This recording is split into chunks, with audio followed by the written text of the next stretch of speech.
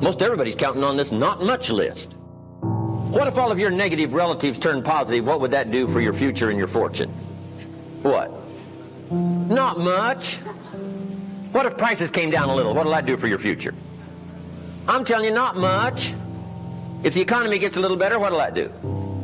Not much. Now that the Democrats are in power, what's that going to do for your future? Not much. If the Republicans would have stayed in power, what would that have done? Not much. I'm telling you, it's a not much list.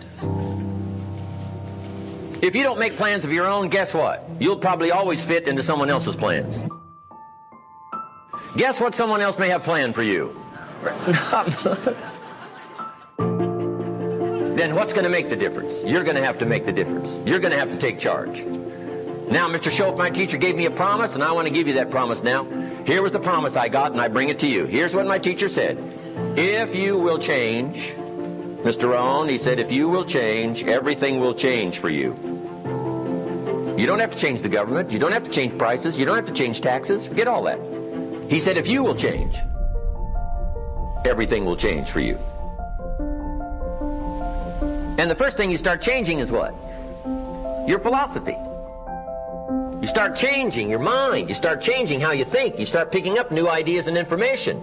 Gather new knowledge. Make better decisions about what's valuable. And I'm telling you, if you'll do that, your whole life will change. Your health will change. Your relationship with your family will change. Income, promotions, all of it will change. If you will change, it'll all change. If you won't change, it isn't going to change. You can keep your fingers crossed if you want to and hope they'll straighten it out. You can wish for the wind not to blow quite as severe, but I'm telling you, wishing for the wind to change in your favor, we call naive at best. Don't do this any longer. Wish for a better wind. The key is to wish for the wisdom to set a better sail. Utilize whatever wind that blows to take you wherever you want to go. That is the philosophy I picked up at age 25, and it revolutionized my whole life. And here's what I found. I found it was easy. Now here's my definition of easy. My definition of easy, meaning something I could do. I figure if it's something you can do, it's easy. Now here's a parenthesis. I worked hard at it. I found something I could do which was easy, but I worked hard at it. I got up early and stayed up late, worked hard that 6 years. But what I did was easy, meaning it was something I could do. You say, well, Mr. Rohn, if it was so easy, how come everybody else around you during that 6 years, how come they didn't get rich? Here's why. It's easy not to.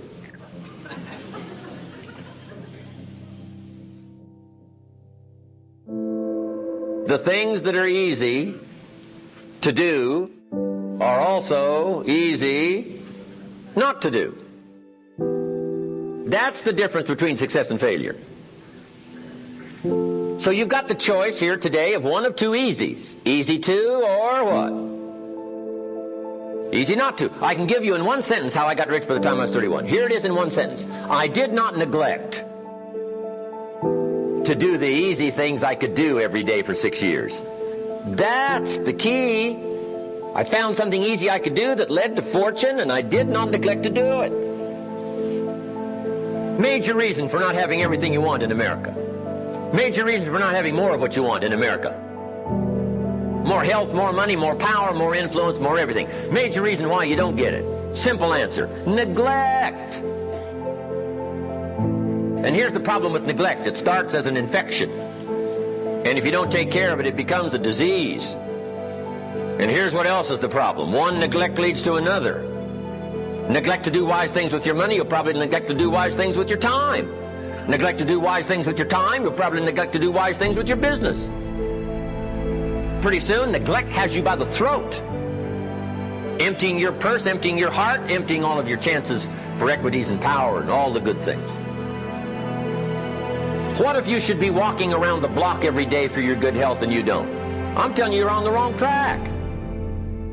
You should do it, you could do it, you don't do it. That's called formula for disaster. All you've got to do is let that and a few other things accumulate for 6 years, and now you're driving what you don't want to drive, wearing what you don't want to wear, living where you don't want to live, doing what you don't want to do, maybe having become what you really didn't want to become. I'm telling you, that's it. Just neglect along, drift along, and it's got you by the throat. It'll take all your values, leave you with just a little bit of dust in a summer wind, and it'll soon be gone. I hope I said that well. There's usually about a half dozen things that makes 80% of the difference. There's usually about a half dozen things that makes 80% of the difference. Now, it's not exactly half dozen, it's not exactly 80%, but you get my concept here. Here's another way to put it. Keep looking for the few things that makes the most difference. For your good health, there's not 1,000 things you have to do. Not 1,000 things every day. I'm telling you, about a half a dozen good health practices, and you'll take care of most of your health challenges. Okay? If you're going to set up an office, there's not a checklist of 500 things you need to look at every day. I'm telling you, there's about a half a dozen. A few things will take care of most of it. Now here's the challenge. Once you've found the few things that takes care of the most of the challenge, now spend most of your time on those few things. This we simply call time management. What an incredible discovery I made one day when I found out that rich people have about 24 hours a day.